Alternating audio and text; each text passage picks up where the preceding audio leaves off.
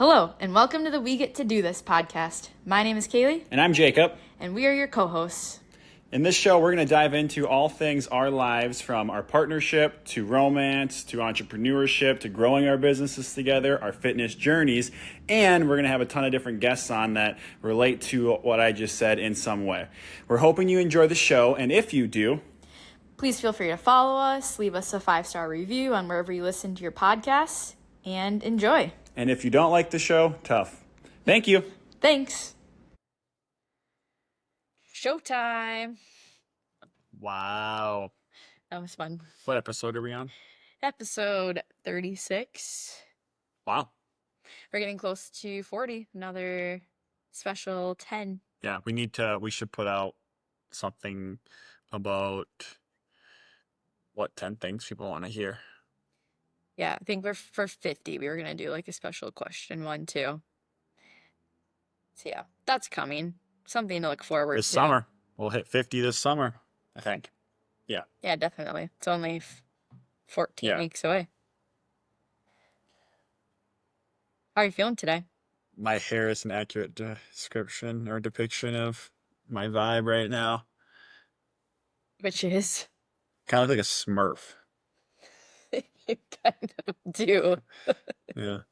A little fried, brain's a little fried, done learning for the until next weekend.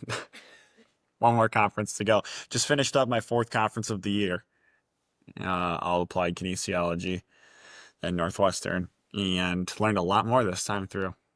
Then I've actually been using it a lot more too in practice and whatnot. So in training, practice, whatever maybe I'll call it. So that's been cool. I feel like I've been helping more people. I feel like that's very on point with what we're talking about today, and which is not giving up before things get good. Damn. Because if I seem to remember correctly, 1 year ago, you came home from this conference and you're like, I think I'm done with that. Like, I am not going back to that again. And it's not that you didn't, well, I would say you probably didn't enjoy it, actually. Last year was hard. Mm-hmm. Yeah. And you didn't want to do it again. And you're kind of like, I'm just going to be, like, I'm not going to be this person, like this kind of clinician to figure out these specific problems. And here you are less than a year later, and you've loved every single one of the conferences that you've gone to so far for the last few months. And it's been fun seeing the change. I'm stuck on that. You just called me a clinician. I'm not a clinician. Okay. Well, you're going to classes for clinicians. Fair, but I'm not. So okay. We probably shouldn't spread. What even is the definition of a clinician, anyways? A doctor. Actually? Yeah. Okay. Well, okay. I am not a doctor. I do not have my PhD, so I don't think that. Somebody who is a lifelong learner, I guess. Yeah. Yeah, I mean, it's to solve problems and figure out more about the body. Yeah, I think that, last year was such a minefield that it scared me a lot, and I think there's a lot of things going on. But yeah, and then this year it opened up my eyes a ton, and I feel like I really did understand the material more. I was more in the right headspace to learn it, and yeah, it for people that are listening and curious what applied kinesiology is, and when you see me post it on Strava and whatnot, it's essentially having a conversation with your body, and specifically the body's nervous system, having a conversation with it to identify a problem within the body, essentially. So you usually have those conversations through muscles, and a muscle will either be, this is, I guess, my role, right? But communicating back that something's going on a muscular level, like an injury, right? Something, a muscle is actually injured and not working correctly. It could be nervous system related. That's where chiropractors come in. And you may need like a adjustment, blow your back out, compress a disc, whatever, right? Or it can be organelle related, and that's more like nutritional. Example, pec majors, very tied to the stomach. If your stomach's all fucked up, pec majors are going to be a little fucked up too. So you know, that's kind of how it works Mhm. and what that is. So tangent, but I feel like people have asked me that a few different times. So that's what that is. And yeah, I like I said, I feel like this year I've been a lot better at it. I've even felt comfortable in like recommending supplements and whatnot too. So What's the change? Why the kind of drastic change in the last year? with that topic specifically, Sure. oh man, I don't know. I think that business wise, if you become someone that solves problems, it just gets easier to run your business because people find you. Hmm. So it's kind of one of those decisions of you can spend all this time marketing or you can spend all this time learning more. And yes, you still have to market. Like, yes, I still do marketing, right? But I feel like word of mouth is more powerful for me and like helping people solve a problem that they're having motivates me to go learn how to solve more problems quicker. So I think that's it. I think this year I've just been in a better mind space. I really think going through the course last year was very intimidating because I was the only, maybe there were two trainers, maybe two or three trainers. I was one of like three personal trainers. And that's very intimidating being in a room full of doctorate level individuals and getting asked like, why are you here multiple times? And then you start questioning like, why am I here? I don't belong here. You just start believing that. It's that fixed mindset mentality a little bit, right? So you have to like fight back to that and be like, no, I do belong here and kind of have more of a growth mindset. And then I think I've shifted because I'm not trying to be, I feel like I've seen people post this like on Instagram. Oh, don't trust the personal trainer who gives out nutrition, a diet plan, or don't trust the personal trainer who gives out a physical therapist fucking routine or a chiro, whatever, right? Don't trust those people. Like they need to stay in their lanes and whatnot. And so I've seen things like that, and I don't look at myself as trying to become any of those practitioners. If I did, I would go to school for one of those things. That's not what I'm trying to do, right? I'm trying to be a really, really talented personal trainer. That's what I'm trying to do. I'm trying to be at the top of the personal training and run coach game.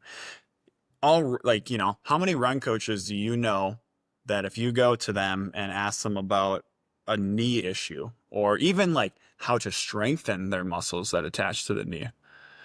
Like most run coaches probably won't even know that, right? So then take a step further, like as a personal trainer and a run coach, then what typically is like going to make someone stand out as a personal trainer, right? And with like AK, it's tons of muscle testing. And personal trainers arguably work with muscles the most. So, understanding why muscles may not be working properly, I think that would help a personal trainer. You know, Mhm. Next week I'm going to a gait analysis conference. And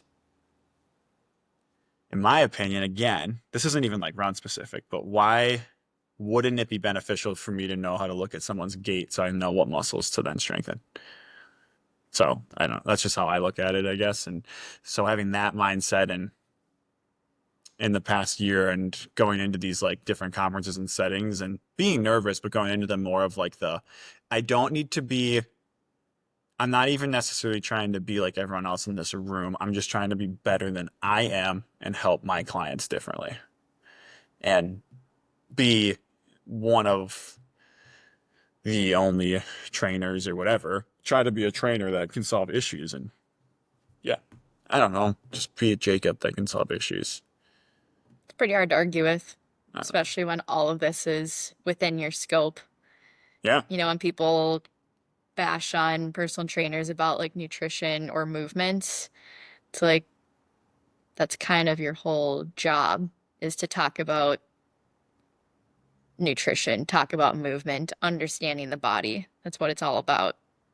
And I feel like we've made even just nutrition so complicated that we think that you need to be a registered dietitian to tell somebody to eat fruits and vegetables, or right. like So it's just interesting that we've made it all so clinical. And yes, there's those degrees and professions for a reason too. But I think we all can help each other. And you wanting to help your clients to the best of your ability, I think that's pretty cool and attractive to a lot of people. To Yeah. me, Yeah. And I mean, yeah, stay in your lane, right? yeah. Stay in your lane. And there are definitely things that I don't want to do or that I try to do. Um, but I think these conferences are good too to learn when to refer out. So I'm yeah, sure there were things that, you learned there that you were like, that's something I'm not going to treat. Like that is more of like in the chiropractic realm. And I teach the chiropractic acupuncture course. And when the chiropractors start asking about treating Parkinson's or fertility, it's like, okay, maybe these are times when you should refer out. Or for me, if somebody comes in with excruciating abdominal pain, that's a good time for me to refer out. And instead of like taking that all on and feeling like you can do it all, that's not in our scope either. And so just even being able to learn those things like, okay, these are the things that I can help with, these are the things that are within my scope, and these are the things that are a little like beyond what I can do. And I feel like all these learning experiences help you more develop that more mhm, and not yeah, just take it all on. But yeah, I feel like all of that, again, going back to today's theme, I'm just really proud of you for not giving up last year because it would have been very easy for you to be like, this is really hard. I am out of my comfort zone. All these people are doctoral level, and instead you kind of took the year to think about it. You continued to practice and you jumped back in and went back for more and are planning on continuing to go back for more. And I feel like each time you go back now, you're going to continue building off of that foundation from that first year. And I'm sure even looking back now compared to last year, it's like how much more you learned and were able to pick up on. And I think so many of us give up before it gets really good. And when we were talking about this, I was thinking just how much that applies. Like, my immediate thoughts were how much that applies to business, fitness, and relationships, which are obviously the core of the We Get to Do This pod. So this all fits in perfectly. But I hear about this in business all the time about how, I don't know the stats on this, but it's like over 90% of businesses are done in their first 5 years, maybe even more. I heard some, even acupuncturists, the majority of acupuncturists are done within 5 years after graduation.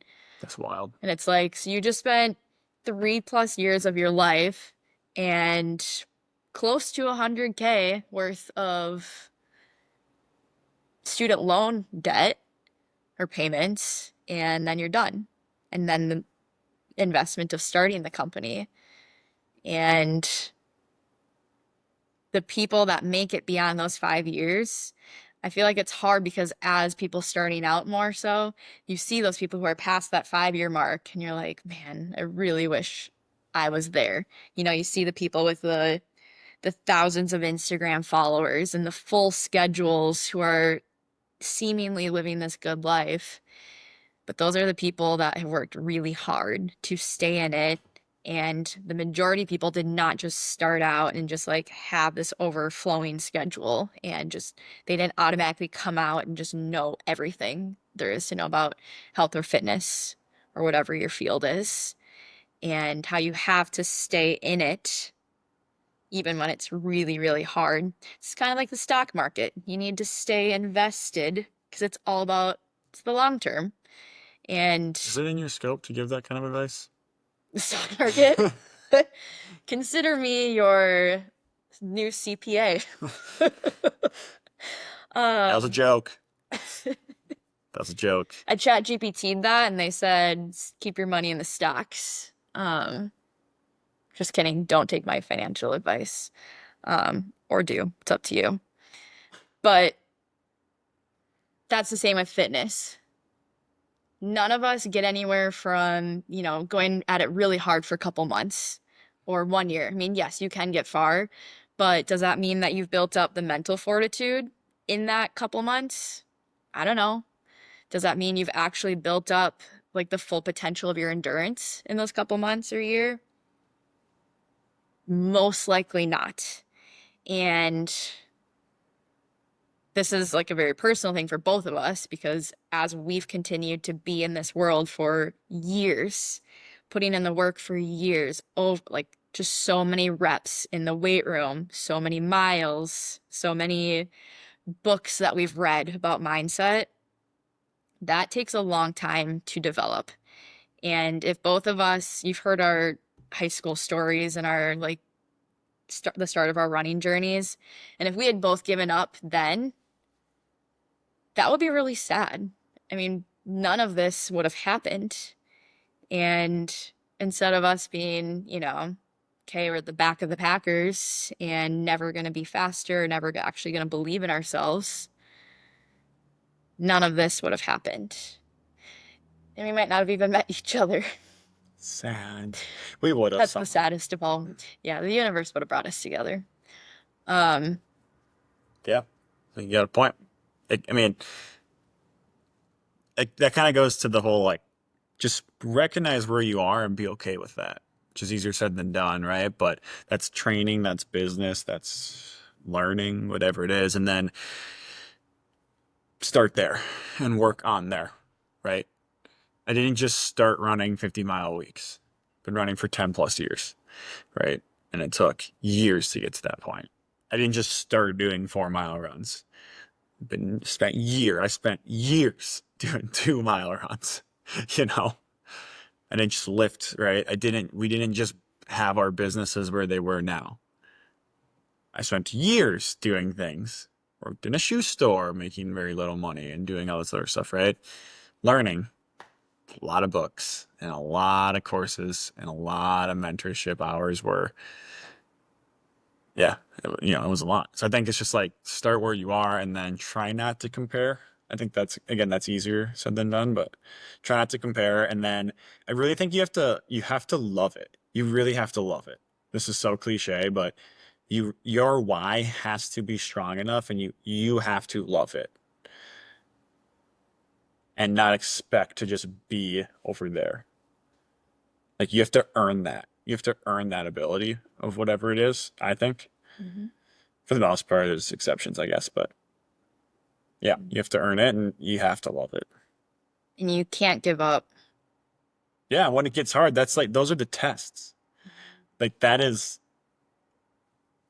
are the best opportunities, Mhm. right? When you get injured, when you have a really bad month and maybe have far more expenses than your income for the business, when you how does it equate to learning? When you fail in the classroom or with someone, like that's when I learn the most. Mhm. Or when you Hands lose a hands patient down. or a When you client, lose a patient or a client, they there's don't come usually a back. learning lesson with that, Yeah.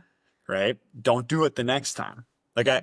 I think that you have to almost like failure as well, right? Yeah, you have to learn to be comfortable with failure Yeah. and be comfortable with the uncomfortable. Not, and this is not saying it's ever gets easier. Nobody likes failing, but that is where the growth happens. You have to be okay with failing and you have to be okay with falling and then have the tools to be able to get yourself back up again and realize that that's not the end of the world, that that could have been your greatest opportunity for learning and will get you to the next level. And fitness wise, I mean, my mom always said in the last, mile of the race, like depending on how long the race is, a couple miles, she was always like, this is when the character building actually starts. Those other 90 miles, yeah, those were hard, but that was just the warm up to get to these last 10. And, you know, when running is hard, especially in races, like it's supposed to be hard. Not every, I mean, it's different for different training runs, but these things aren't supposed to be easy. if everything was easy, how would we grow? How would we be better? How would we be better partners? How would we be better practitioners, personal trainers, runners? And being able to sit in that hard and uncomfortable, that's the growth. That's what sets you apart from others because you're able to sit in that and not give up when it got hard. And remember that just because you failed at some point, it doesn't make you a failure. I Hmm. think that's big too. Yeah, just because you made maybe not the best decision, it could have been the best decision for you at that time. And I mean, I don't know how much we want to talk about this, but also when I was thinking about the not giving up before things get good, like I was in a not great relationship a couple years ago, and I could have stayed in that relationship. Things would have been fine, maybe, but I knew that that wasn't my, like, that wasn't the end of my story. I knew there was someone and something else out there, and that I wasn't in that situation at the time. And that was like a huge pivotal moment for me because it showed me that I have the strength to not stay in situations that are not serving me.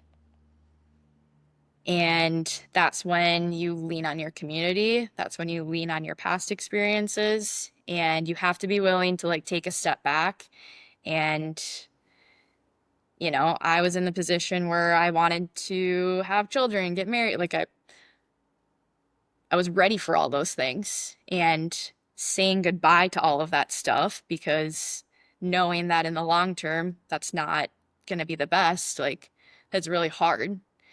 And I went to an event last night and heard a lot of people talk about they turned away from their career where they were making tens of thousands of dollars a month and they weren't happy in that. And from the outside, I'm sure everyone thought, oh, you're making all this money. And same for me, it was like, oh, you have this person and but nobody knows like what you are specifically going through and what your specific situation is. Like only you know that. And you have to find out what's going to make you happy for the rest of your life. Because we don't actually have that many years here. And you need to find what's going to make you happy. And that you need to be able to like be in that hard for a little bit. Yeah. Hopefully that motivated you and inspired you. Don't give up. Yeah, never give up. And, you can talk to us, you can talk to your friends, your partner. If you're, going through a hard time or you're trying to decide what's best for you and you're like, I want to get out of this business, I want to get out of this career, I want to get out of this relationship. Um, you can, and it might not be easy. It's probably not going to be easy, but I can promise you that in those hard moments, that's what's going to propel you forward so much faster than if you just stayed in that comfortable place, in that place of maybe feeling content. Um, but I don't feel like life is supposed to just feel comfortable. That might work for a little bit, but in the long term, for a lot of us, comfortable is not the goal. Like you need to have that joy. You need to be able to fulfill your goals. You need to be able to fulfill your dreams. And so this is you like check in like what are your dreams? What do you want to accomplish in life? What do you want your day to day to look like?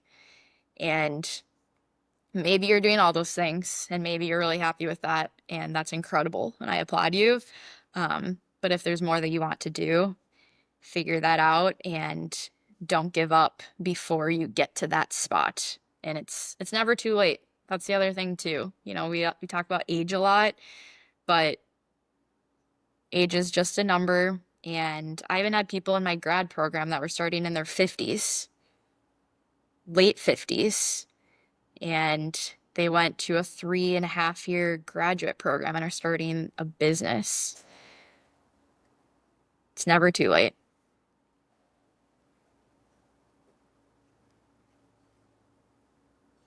Yes.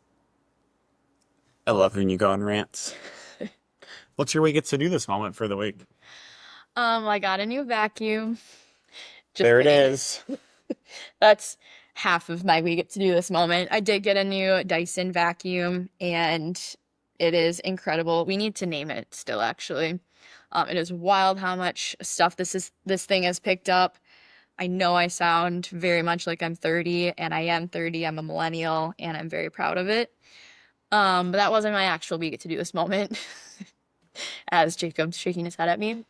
Last night I went to a really cool event at the Hutton House, by Medicine Lake, and it was a women-only event, but it was for women business owners, dreamers who are dreaming of having their own business, or just anyone who wanted to come. And they had a bunch of vendors of women business owners were there. And then there was a panel of all these speakers, of who I talked about, who, some people who had gave up careers of thousands of dollars and started over because it wasn't making them happy.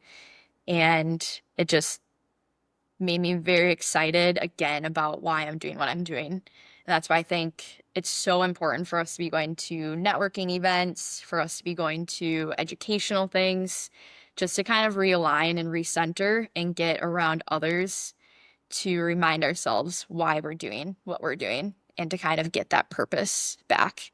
And I got home at like 9:30 last night. I had a hard time falling asleep because I just had all these ideas that were going through my mind, and getting that perspective, I think, is invaluable, just like why traveling is invaluable, and getting out of your comfort space and meeting others who are doing what you're doing or already doing what you want to be doing and who are already ahead of you.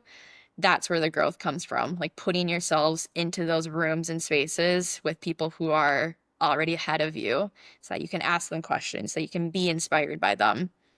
And yeah, again, back to the growth, like that's where the growth is. And I was just so happy the whole time. Like this is where I'm meant to be. And I never thought that I would be in these spaces or have any interest in having a business because I just didn't even know what that meant. And now it excites me so much because I just keep learning over and over that the opportunities are unlimited. The income is unlimited. Like there are no limits on this. I'm gonna save that clip and I'm going to use it whenever we go through identity crises, which is So actually the double header every for today. So after this episode, that's what you get to look forward to next. yeah, because that's about every week, You say every the day. opposite of that. Huh? When you say the opposite of what you just said. Yeah. What's your week to do this moment? Uh, so we're in Wild River running Woot store woot. stuff. And when Kate, the owner of Wild River, reached out on Instagram like 2 weeks ago now or whatever, and we like connected, and she started coming to classes, and I helped her with some something that's not relevant, I guess, or important to share with the public. But um, and then we went to Wild River this past Friday for a little date night because what else would Kelly and I do than go to a running store on a date night and then talk to John a lot for like an hour or whatever. All of that is very much what we get to do this moment for me. Like we are just so lucky that people trust us. Very All of that. grateful. Such a cool connection. I want to get them on the pod soon. But yeah, I think that they're, yeah, I don't know, some of the first like running store people that have really trusted, and they just seem like they believe in us. And I just think that, yeah, that's unique and really cool. And yeah, And it's, I'm really happy about it. And it just makes me feel, those are like the confidence builder things, right? When people like in the industry that you look up to trust in you, you know? So shout out Wild River Running. Go check them out in Stillwater. They're just a little off of Main Street in the little downtown area. As you can see from Jacob's apparel. Yeah, Kate and John are super cool Gusties, so they have to be really good people. And John's also a Chisago grad, which is where I'm from. So yeah, good people. good people, Go really good support people. them, please. They're also were teachers. So, and then you can make a little date night out of it too and walk along the river. We went to Lolo's, great restaurant, right off of Main Street. So good. Yeah. So good. Thank you for listening Thank you. to another little passion talk. Appreciate you all. Reach out if you have questions. Peace. Bye. Wow, Kaylee, we made it through another episode. What do you think? We would love if you would go give us a follow, a 5-star review, and comment on the episode and what you liked and what you'd like to see more of. See you next time. We get to do this.